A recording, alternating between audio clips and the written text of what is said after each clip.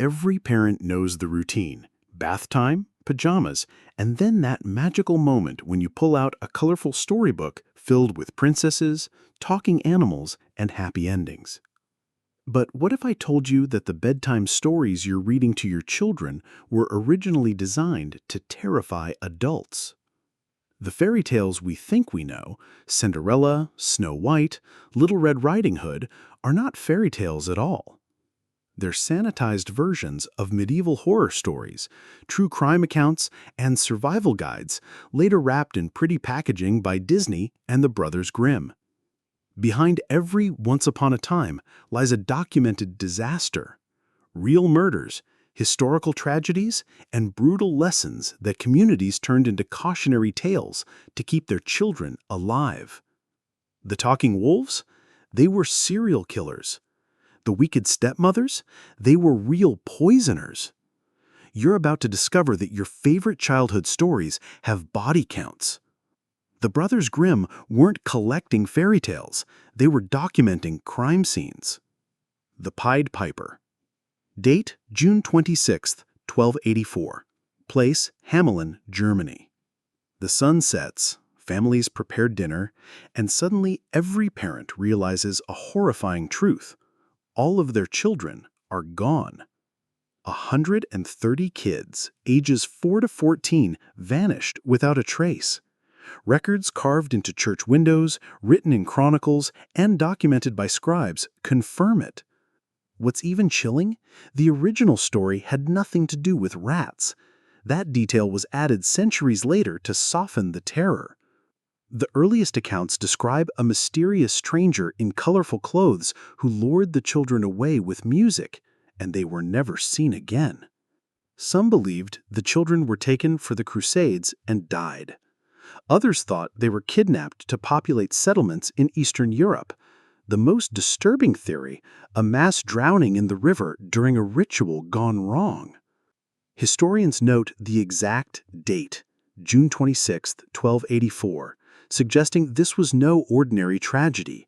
It devastated Hamelin for decades, with population collapse, families leaving, and economic ruin. Even today, a street in Hamelin, Bungalowsenstrasse, street without drums, forbids music because it's believed to be the path the children took out of town. The fairy tale we know became about pest control, but the truth is, it was one of Europe's most documented mass disappearances. Little Red Riding Hood. Year, 1764 to 1767. Place, Gévaudan, France. Something hunted the people of south-central France. Not a monster of legend, but a real beast, called La Bête de Gévaudan. The Beast of Gévaudan. Eyewitnesses described a wolf-like creature the size of a calf, reddish fur, broad chest, and jaws strong enough to decapitate a human in one bite. It killed over 100 men, women, and children, and it hunted strategically. Unlike wolves that kill for food, this predator targeted lone travelers, especially women and children on forest paths.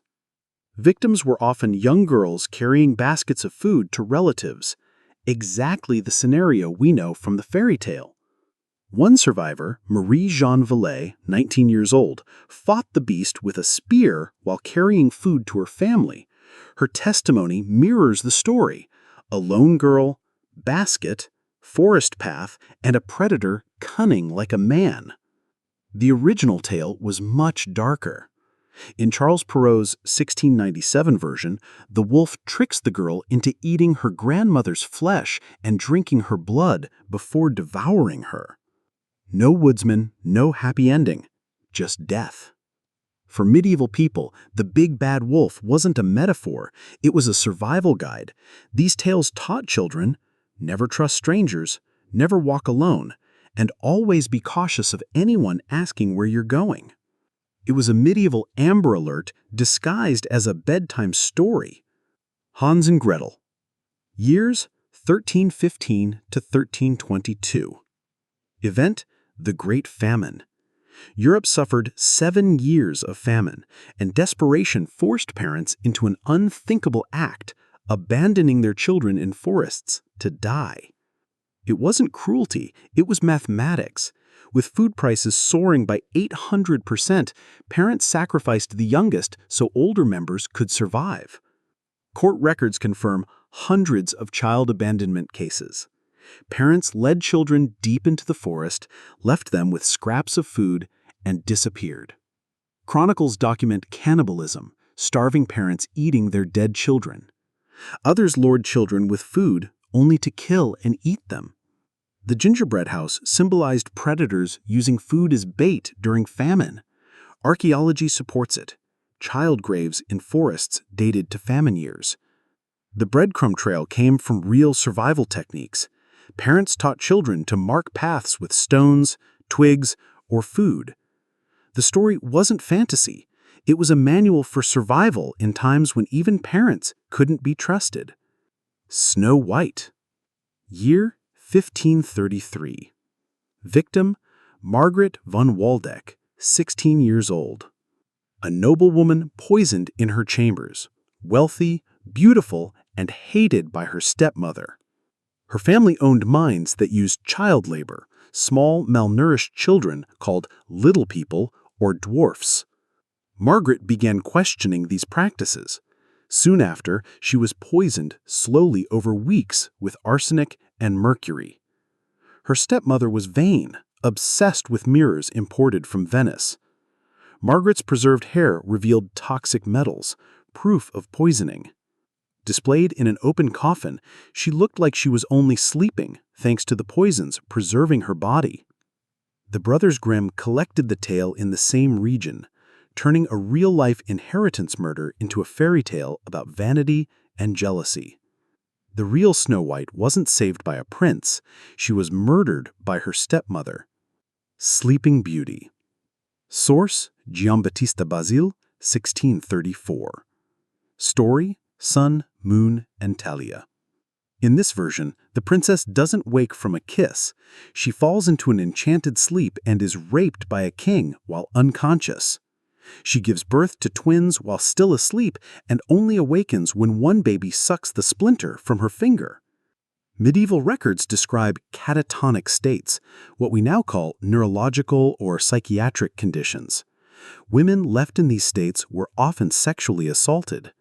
One case in the 16th century France documented a woman cared for by nuns who awoke pregnant after being raped by multiple men. The original story warned that unconscious women were vulnerable to predators. Later versions sanitized it into romance. The truth? Sleeping Beauty never consented. She was a victim, not a fairy tale princess. Bluebeard. Year 1440. Criminal Gilles de Rais, French nobleman. A wealthy war hero and companion of Joan of Arc, he was later arrested for murdering over 140 children. He lured poor children into his castles, tortured them, and burned their bodies. He had multiple wives who mysteriously died. Each was forbidden from entering certain rooms. Those who discovered his secrets were killed. Charles Perrault's Bluebeard, 1697, softened the truth. Instead of children, it became wives locked in a forbidden chamber. But the core warning remained. Wealthy, powerful men can be monsters. Gilles de Rais used wealth and status to escape justice for years. When finally executed, over 800 families claimed their children had vanished at his hands. The fairy tale taught women to beware of men who offered too much, too quickly, because sometimes curiosity could save your life. Fairy tales weren't stories of magic and love. They were survival guides, true crime accounts, and warnings passed down through generations. Behind every princess, every wolf, every poisoned apple lies a brutal truth. The real monsters weren't in the stories, they were in history.